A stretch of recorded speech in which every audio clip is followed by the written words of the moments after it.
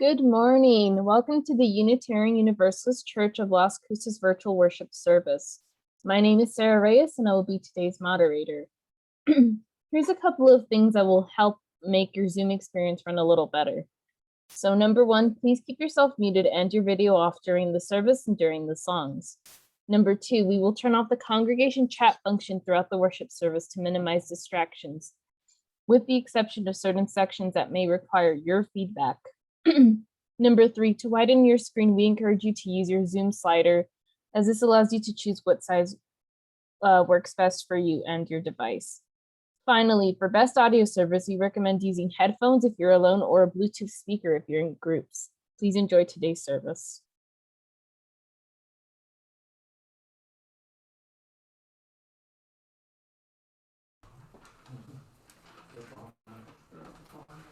Good morning and welcome. I'm Catherine Massey, Director of Music, live from the church lobby, and look who I have with me. Our hybrid choir is going to help us sing today. Our gathering song is "There is a Balm in Gilead to make the wounded whole, to heal the sin-sick soul." We invite you to sing with us.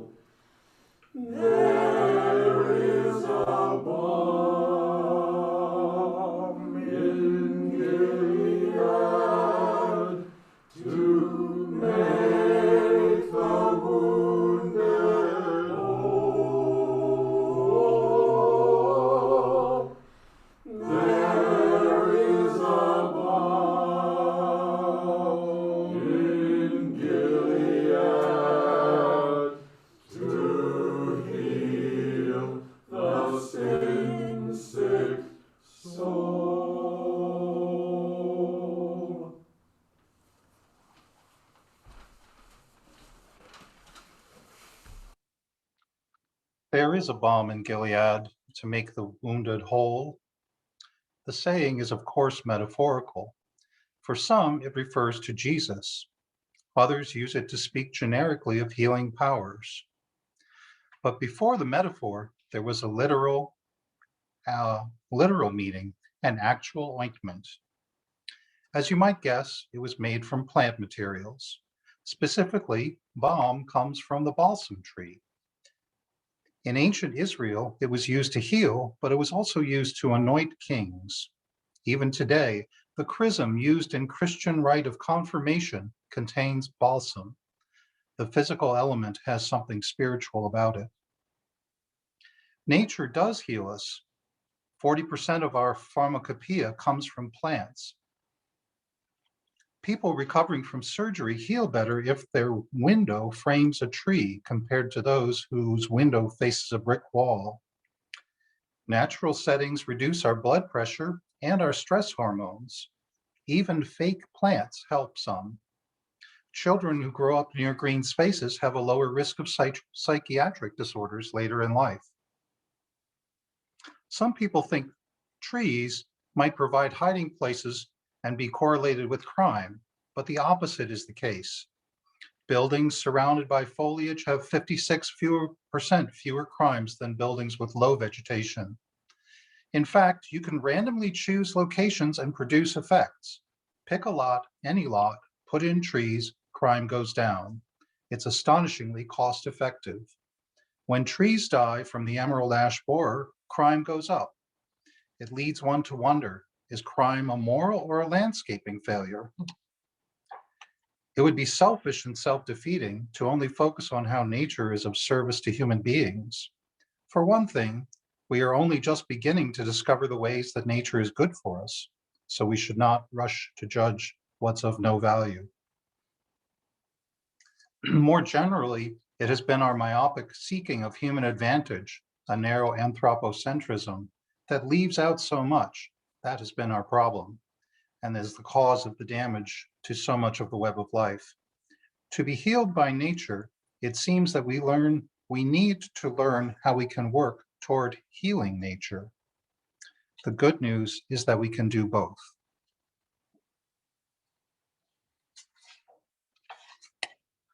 Our chalice lighting words are by Leslie Cole Cosbaugh. Flame of fire, spark of the universe that warmed our ancestral hearth, agent of life and death, symbol of truth and freedom, we strive to understand ourselves and our earthly home. And of course, the matches work during practice. We tested them.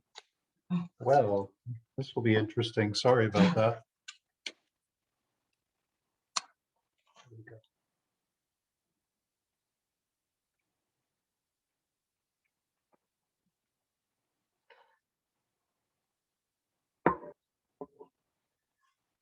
Please join in saying our church's affirmation of covenant and singing the doxology in English and Spanish. The words are printed in your electronic order of service. Love is the doctrine of this church. The quest of truth is our sacrament, and service is our prayer. To dwell together in peace, to seek knowledge and freedom, to serve others in community, to the end that all souls shall grow into harmony with creation. Thus do we covenant with one another.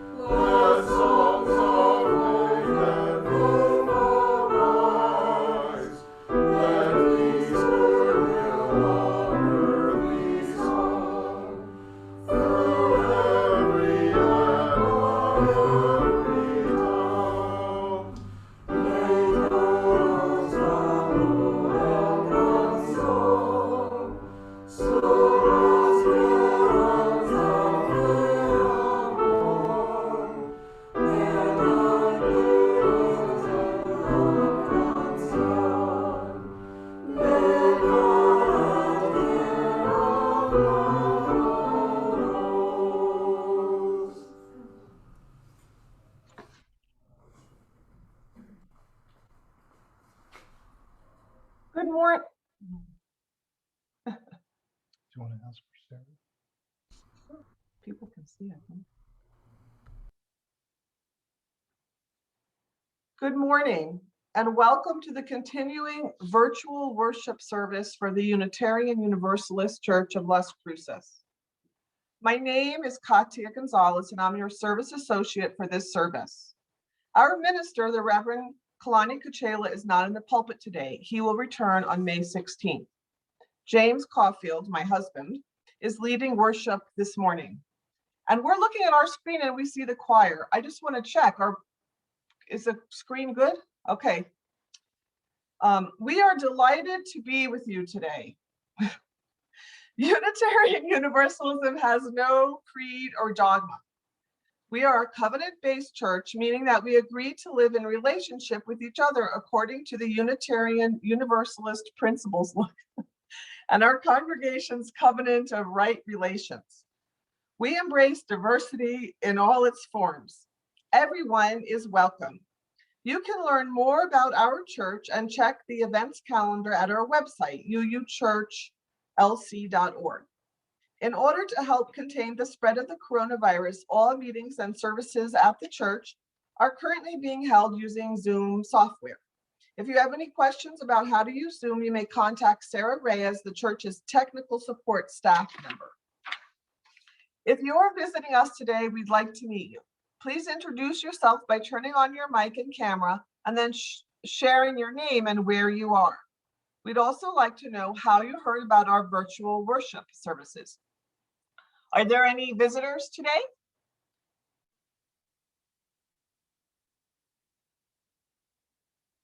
Okay, no visitors, just old friends and new ones. Directly following this service, there will be a 15-minute opportunity to fellowship with one another. Just stay linked into this site after the service ends and you will be placed in a breakout room. Please be aware that religious education begins at 11:30 and is using their own Zoom link. Today I have these announcements. Hale Huber and Joan Dormady, co-chairs of the Caring Committee, invite you to join their weekly Caring Conversation Zoom every Wednesday from 11:30 a.m. until 12:30 p.m. The Zoom link can be found each week in Sherry's Week at a Glance email. The weekly Zoom discussion guide is the last item in the Week at a Glance. They hope you can join them. If you need help with Zoom, please contact Sherry at office@uuchurchlc.org or sarah@uuchurchlc.org or call the church at 522-7281. The UUCLC virtual auction begins on Saturday, May 15th at 11 a.m. and ends on May 22nd at 5 p.m. You can access the auction website at nmestatesales.com. The event is called Fine Furniture, Art and More from the UU Church, Las Cruces. The event ID is 3830654. You must set up your account on nmestatesales.com and add your credit card information in order to purchase items. We suggest that you do that in advance. Once the auction begins, it is open to all visitors to the NM Estate Auctions website. You will be bidding against people throughout the Las Cruces community and beyond. The auction is similar to an auction on eBay. You must monitor your items by returning to the website frequently to stay in the bidding. Every item goes to the highest bidder at the closeout time, May 15 at 5 p.m. You can bid as often as you like. Please invite your friends and family to participate. Once the auction is closed, you'll be able to pick up your items at the church. If you have questions, please click on the help link or go to nmestatesauctions.com/help. Thank you for being tuned in with us today.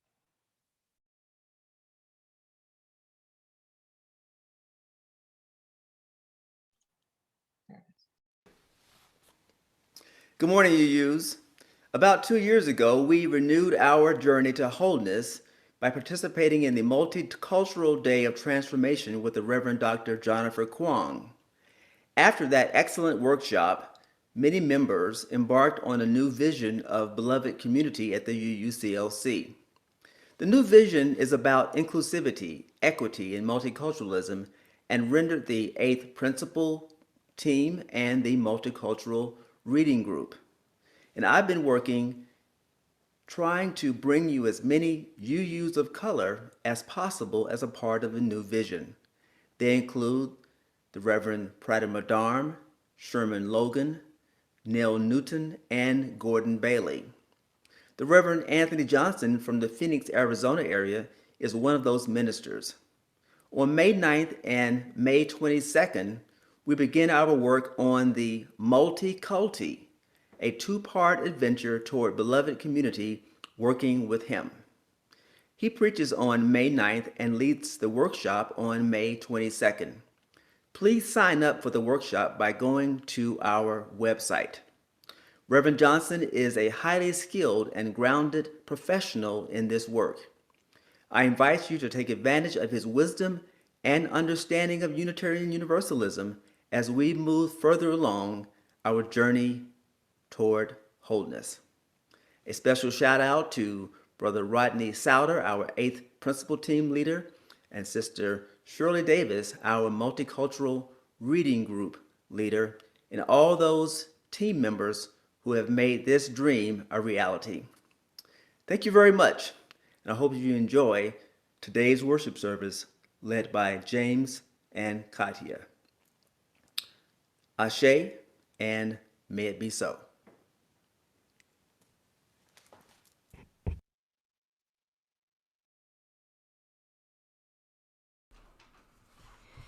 Our next hymn is Where Do We Come From? What are we? Where are we going? I invite you to sing with us. We're going to sing in a two-part round, so feel free to pick one of those parts as we sing together.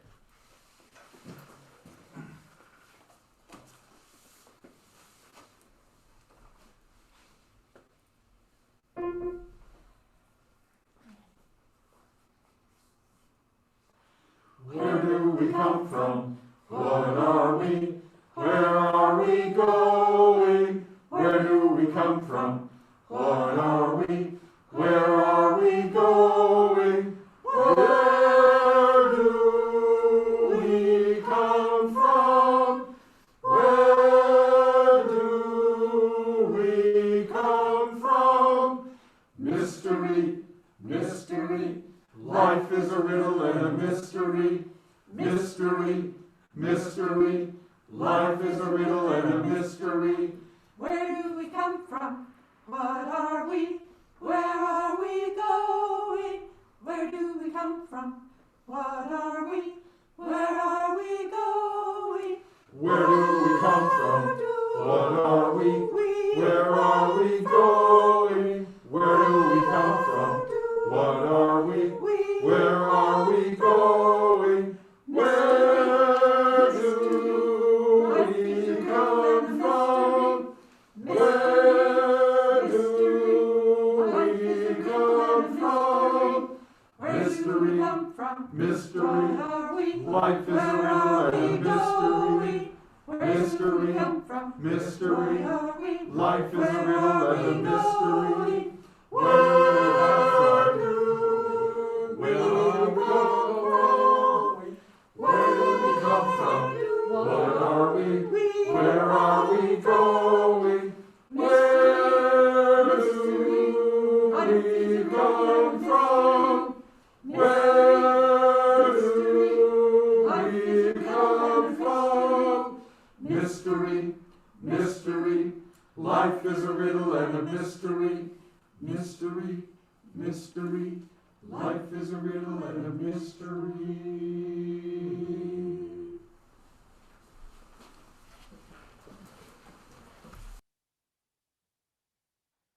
One of the ways we support one another in community is through the sharing of joys and sorrows. Especially in this time of social distancing, it is crucial that we make attempts to stay connected with one another.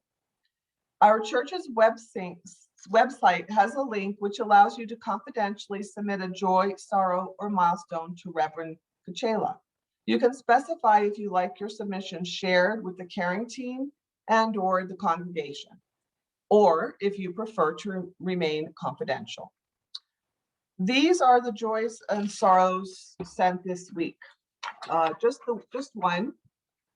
Dennis and Kay Wickel are on the road today returning to Wisconsin. We wish them a safe return and express our gratitude for their generosity and participation in the UUCLC community during their recent stay in Las Cruces. We hold them in our hearts while they are away.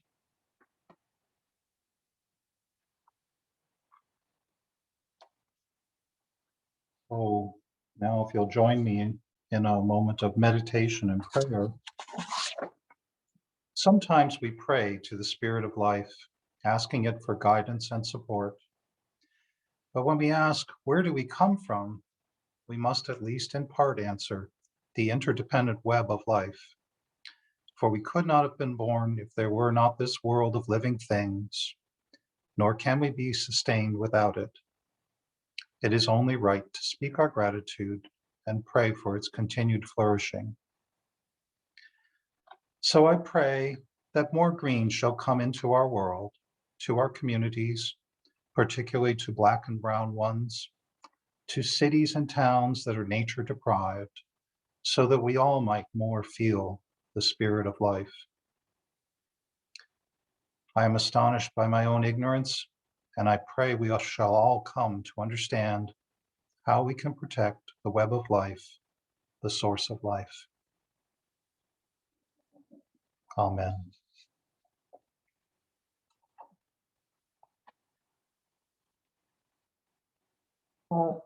And I just saw a announcement that Dave and Eileen Steele are celebrating 52 years of happy marriage today. Happy anniversary.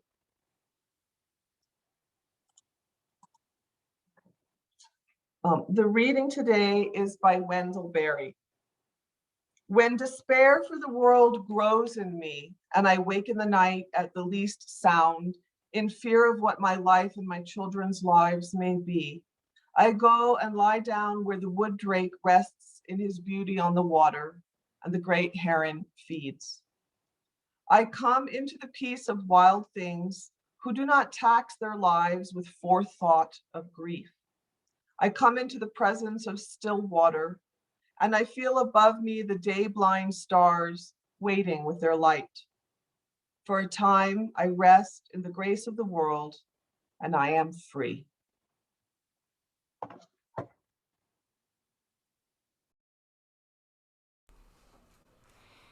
Our anthem today we sing with gratitude to the Aztecs from whom these words come, as well as to the Piro Manso Tiwa people whose land we are on now.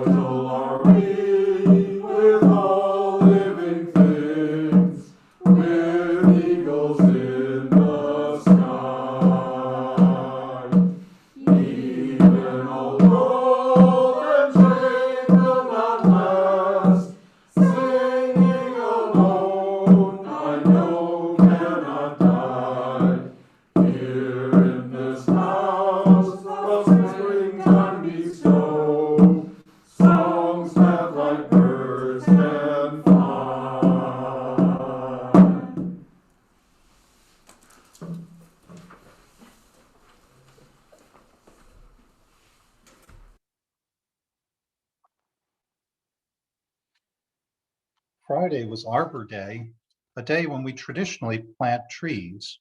And yesterday was May Day, when we adorn ourselves with fresh flowers. But May Day means also an emergency of the highest order. And so, to help us remember the climate emergency, it's time for a blitzkrieg round of environmental jeopardy. So grab yourselves a pen and paper, maybe write down the actual answers rather than just the letter. Are you ready, Tina? I am ready. Music. Music.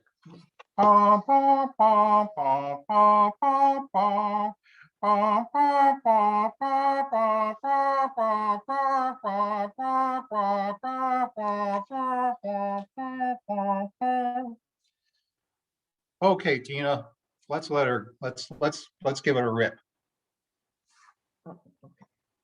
All right. Wait. First questions. According to a 2019 UN report, how many species are threatened with extinction? Is it A, 100, B, 1,000, C, 10,000, D, 100,000, or E, 1 million? Okay, viewers at home, make your guess. The answer is E, 1 million. Question 2. Rat poison is found in what percent of American eagles? Is it A, 8%, B, 20%, C, 48%, D, 68%, or E, 80%? Make your guess. The answer is E, 80%. Number 3. According to a recent 2021 study, what percentage of the world's ecosystems remain intact? Would it be A, 93%, B, 73%, C, 43%, D, 23%, or E, 3%?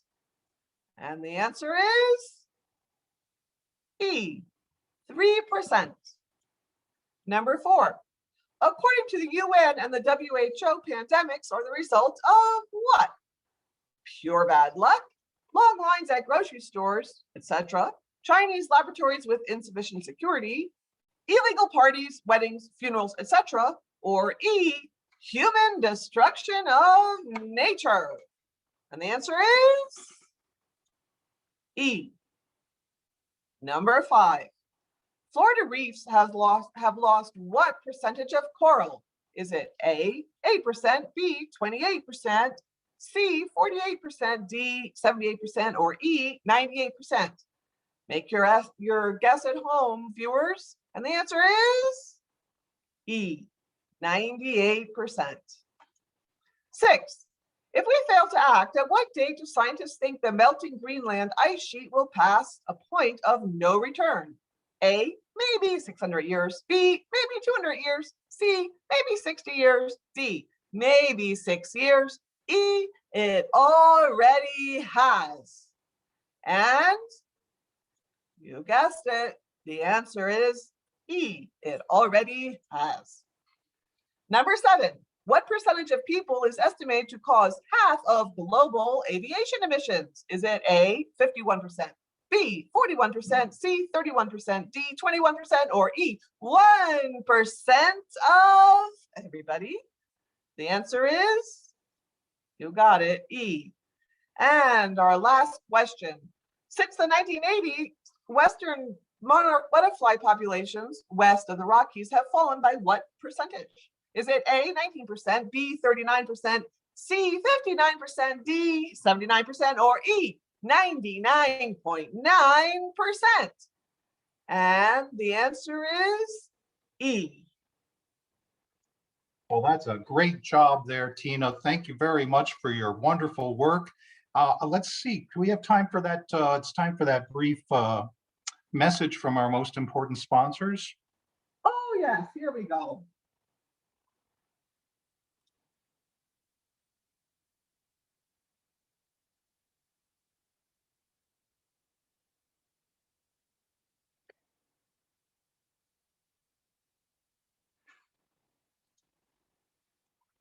Yes, well, thank you very much. Do we have any winners, Scotty? No, Tina, of course not. There are never any winners in Environmental Jeopardy. So tune in next week for another exciting game. And remember, we're always in Environmental Jeopardy.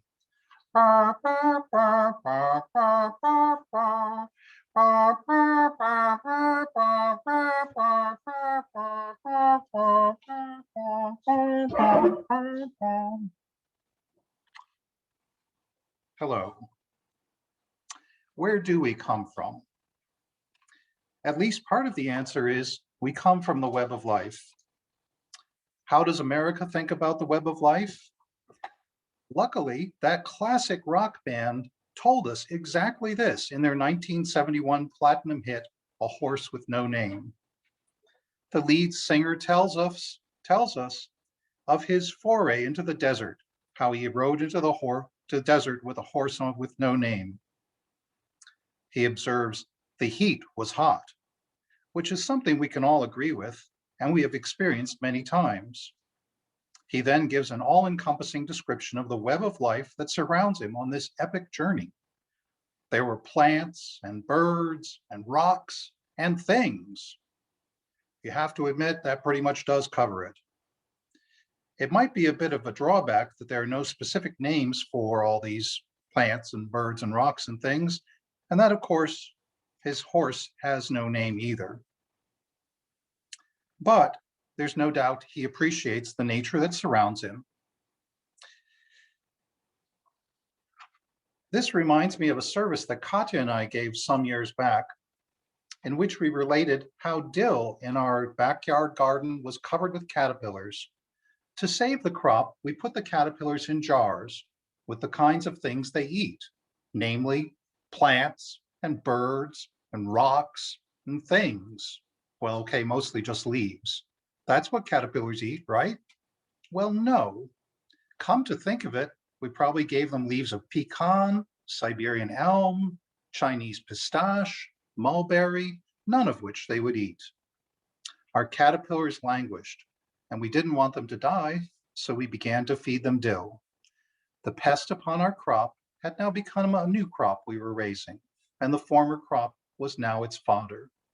But at least we had learned one fact in the web of life, that Black American swallowtails are picky eaters.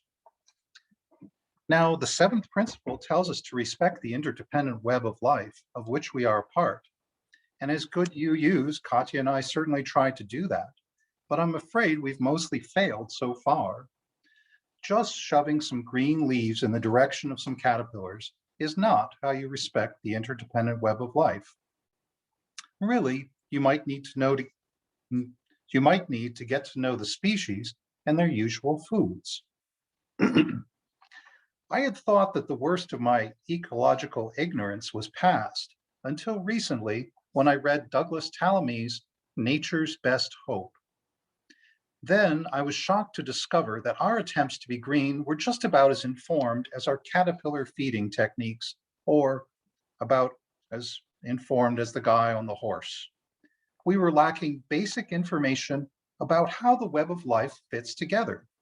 And because of that, we were creating ecological problems rather than fixing them. It was an aha moment. Katya and I originally had reservations about doing a service, but we both are teachers, and here was something we thought everybody needed to know, and that we wished we had known earlier. The big picture is this: all life is based on plants, which use sunlight to convert inorganic soil into living tissue. Plants, in turn, feed on animals, either directly or indirectly, in terms of birds eating insects, for instance. In fact, most of the energy transfer from plants to animals is done by insects. Now, insects don't eat just any plants. Over millions of years, plants and insects have co-evolved in what is sometimes described as an arms race. Plants have developed defenses against being eaten, and insects have learned how to get around them. The relationship between monarch butterflies and milkweed is a great example of this co-evolutionary arms race. Earlier, this was a very silly skit, and In order to avoid boredom, I've kept some of the anthropomorphization, giving intentions to caterpillars and plants alike. Here's the blow by blow. Over thousands and thousands of years, monarchs started eating milkweed. So milkweed evolved to be hairy and thus harder to eat.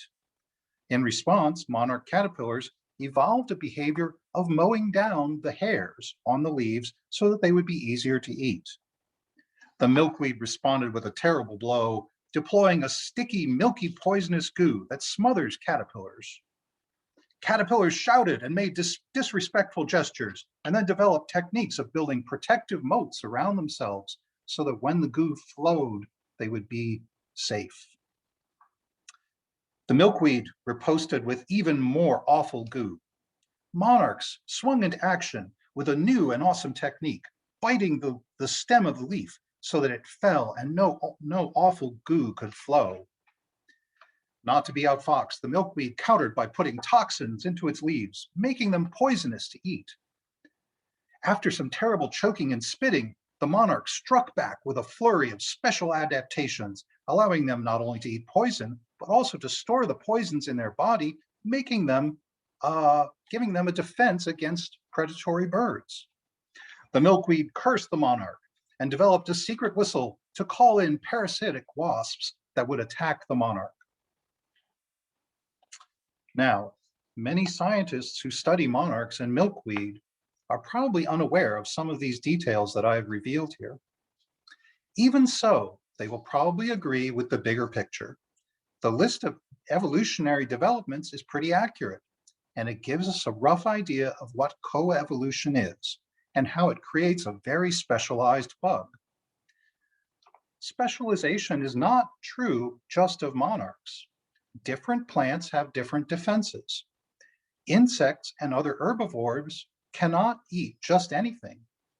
As a result, it turns out that 90% of insects are specialists. Each one of these specialized relations is a very specific connection in the web of life.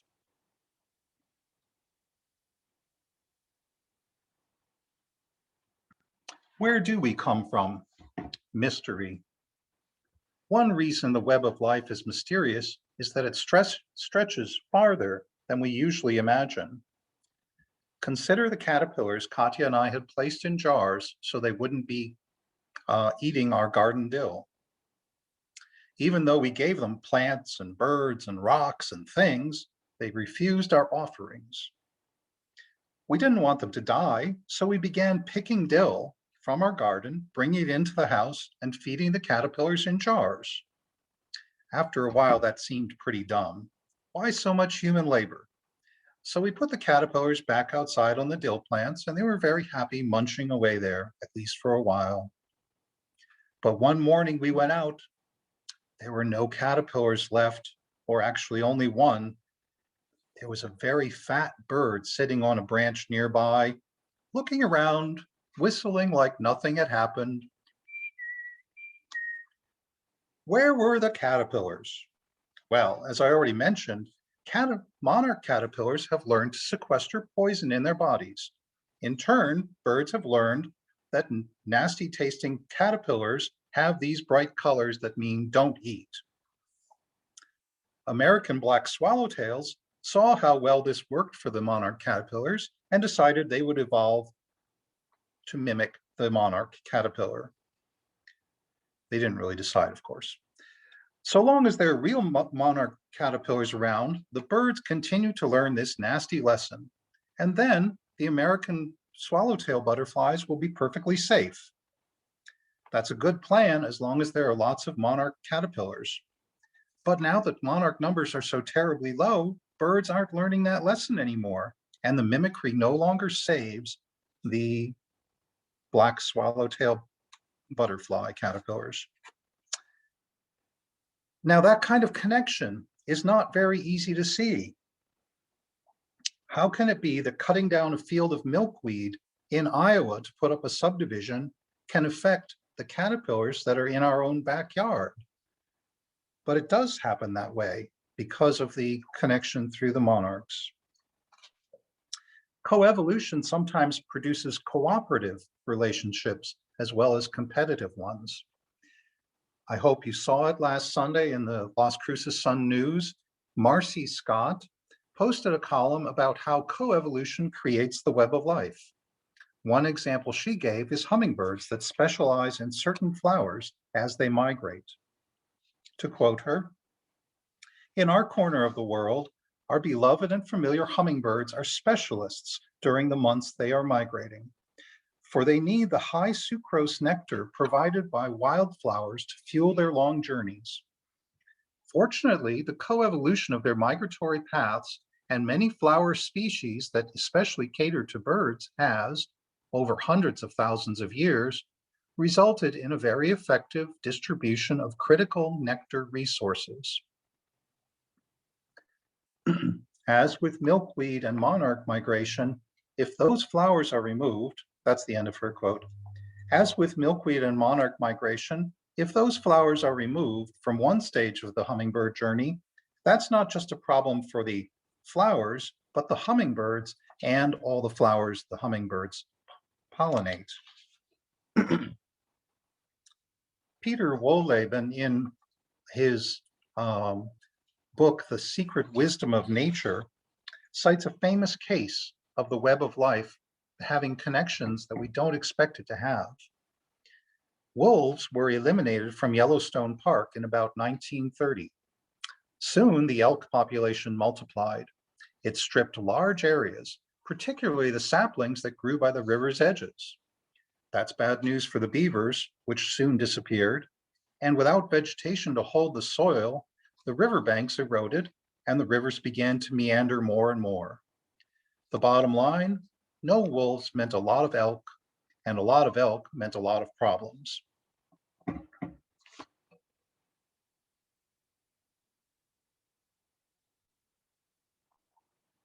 Wolves were reintroduced in 1995, and they soon reduced the elk population. Moreover, the presence of wolves changed elk behavior, so they no longer lingered on the sides of the rivers, but instead sought safer cover. With less browsing, the trees grew back on the riversides, and that stabilized the soil. The beavers returned and built dams again, and that created more room for amphibians and birds. Fewer elk meant also more food for the grizzlies and the bison, and their numbers went up. Excuse me. So it was that taking wolves out of the system put it out of balance, and putting them back in restored it. Sometimes it can be very hard to see these connections. The emerald ash borer is a non-native invasive species, small green bug that burrows into the ash tree. Native plants have no shared evolutionary history with it, so they have not evolved adequate defenses. Emerald ash borers therefore kill an awful lot of trees. But how many humans have the borers killed? That seems like a very strange question. But we do know there's correlation between exposure to nature and improved health outcomes, so it seemed logical to ask, would the loss of 100 million ash trees to the emerald ash borer correlate to higher human mortality? Researchers studied the data from 15 states from 1990 to 2007. They found the infestations were associated with 6,113 additional respiratory deaths and 15,080 additional cardiac deaths. So that's over 20,000 more deaths associated with the tree deforestation. This is not the kind of association a person expects to find between bugs and excess human deaths, and surely it would be hard to predict. This is one of those things that Wohlleben is talking about when he's speaking of the secret wisdom of nature. He's referring to the self-regulating web of life. Wolves limit elk, sure, but there are many more examples and we won't be able to know them all. We do come from the web of life, but many of its connections remain a mystery. Non-native plants are parts that come from a different web, like pieces from a different engine, and they won't fit into the engine we use. They mostly won't have connections to or participate in the local web of life. Yes, they would eventually evolve to fit in there, but that will take eons. And in that time, the currently existing ecosystem will be destroyed.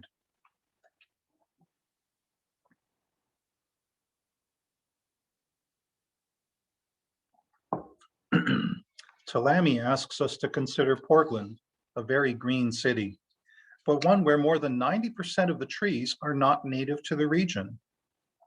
That means nearly all of Portland's trees lack the evolutionary history with the local wildlife that is required to contribute meaningfully to the food webs that support them. Portlanders' choice of non-native landscape plants has lowered the carrying capacity of the city to the point that during the bird breeding season, it is a silent city. The birds do not live in Portland.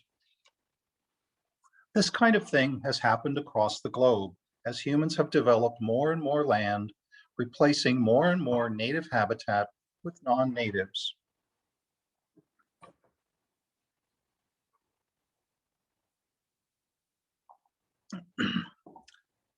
Talami cites the biologist E.O. Wilson, who argues that we need to set aside 1/2 of the Earth if we are to prevent the 6th great extinction.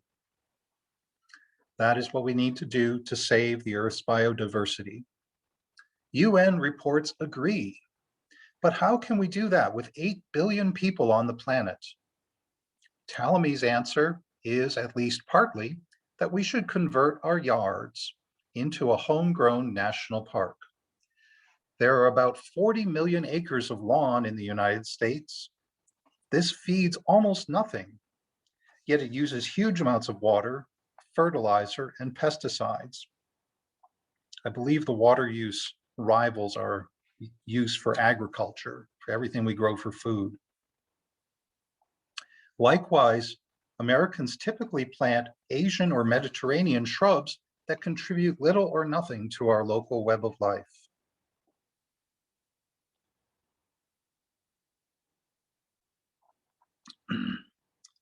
You may remember the great die-off of migratory birds this past fall. Martha Desmond, an avian ecologist at NMSU, called it unprecedented. She estimates that hundreds of thousands, possibly even up to 1 million birds died. It's enormous, the extent of this, she said. Researchers found that nearly all the birds were severely emaciated, already starving when they moved into New Mexico. This, of course, raises the question, why were they starving? Did they lose food sources because of development or farming? At around that time, some migrant birds were in our backyard eating bugs off of native trees that happened to be there.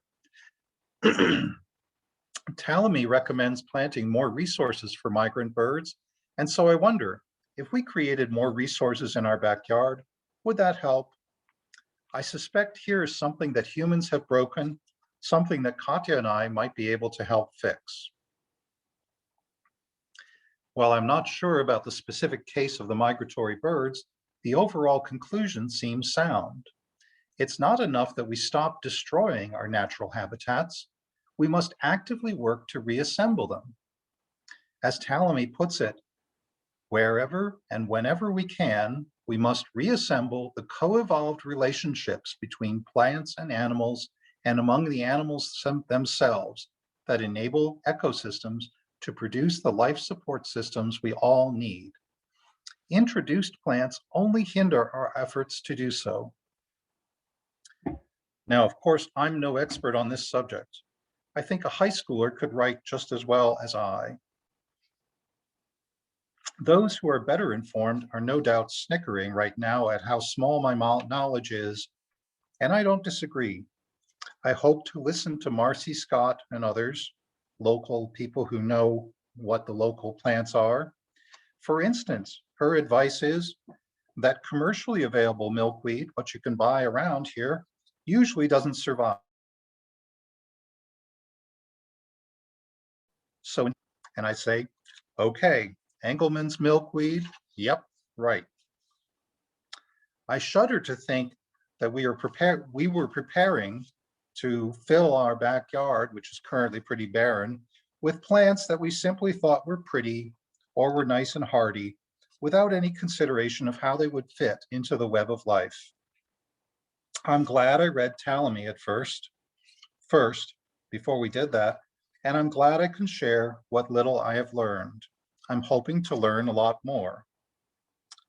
By the way, a story is told about a river that flowed. It made me sad to think it was dead. If anybody knows the real chords to a horse with no name, I sure could use some help with those.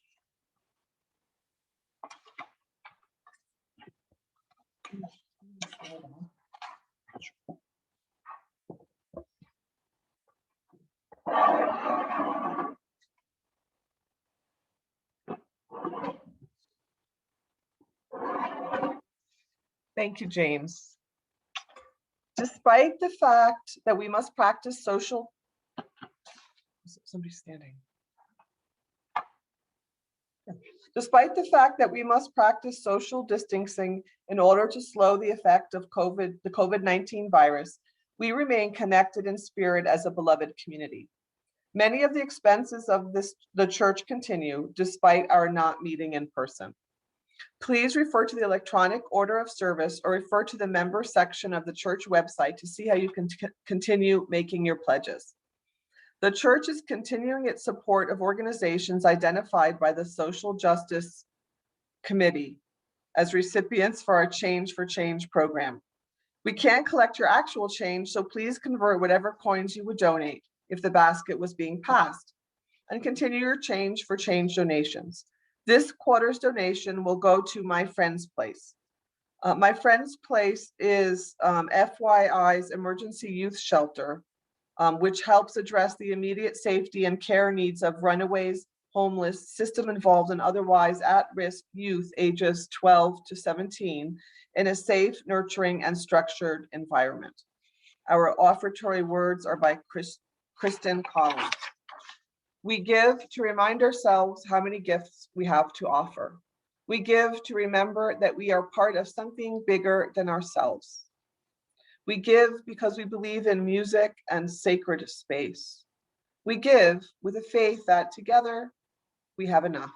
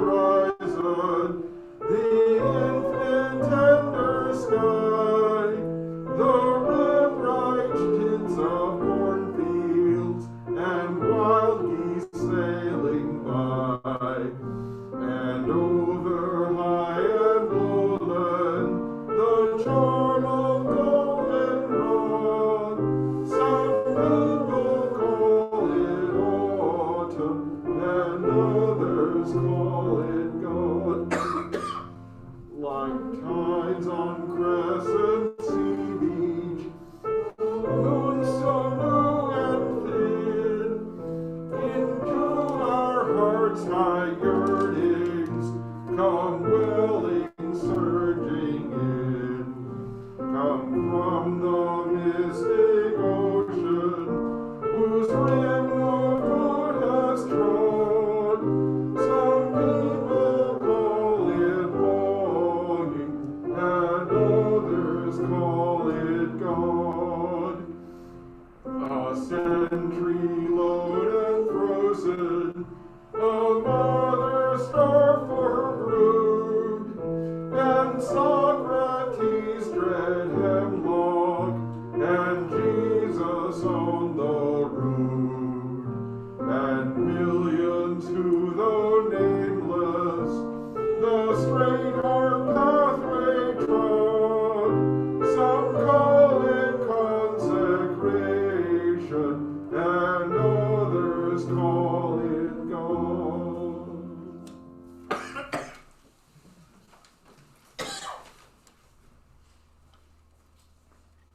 If you are joining this worship service online, are looking for a spiritual home, and are sympathetic with Unitarian Universalist values and principles, the Unitarian Universalist Church of Las Cruces may be the place for you.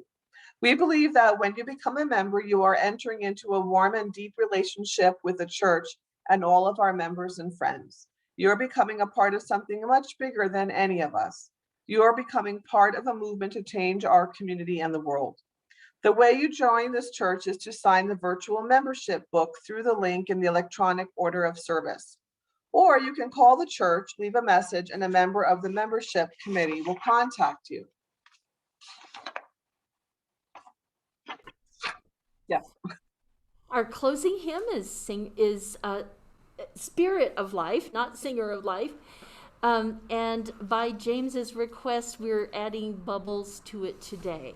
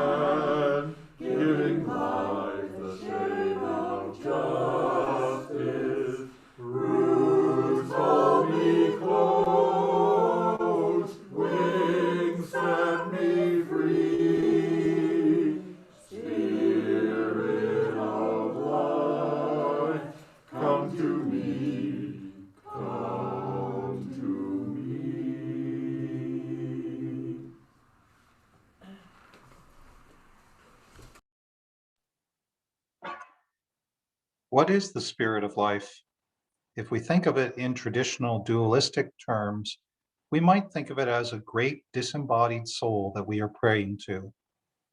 But Carolyn McDade was right to locate the spirit of life, not just in some abstract soul separate from the body, but in the hand, in the wind, and in the roots. If we think of the spirit of life as the web of life, then we can welcome it into our yards. We can bring it there with the work of our hands. One day it will arrive on wings, there to make a nest. We humans are in need of healing, and the natural world, the web of life, is certainly our great healer. The web of life also needs healing, and there are things we can learn and things we can do to make this come about. As Bob Marley says, we know where we're going because we know where we've been. Knowing where we come from tells me a little about where I'm going. Soon I'm going out into our backyard to try to heal the world a little bit.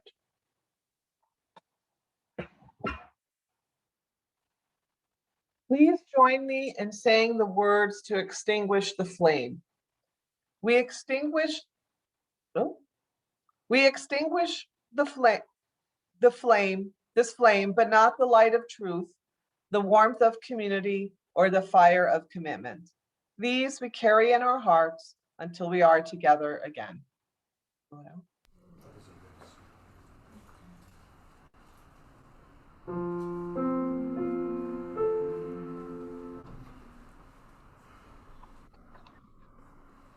There is a balm in Gilead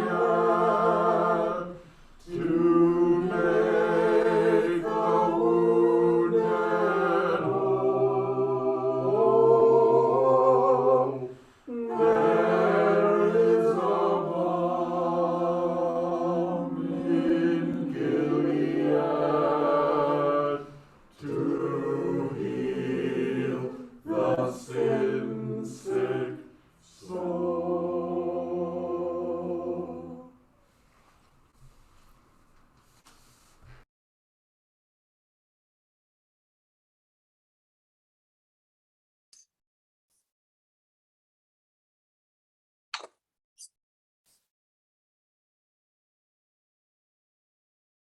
All right, thank you everyone for coming. I'll be opening the breakout rooms in just a second.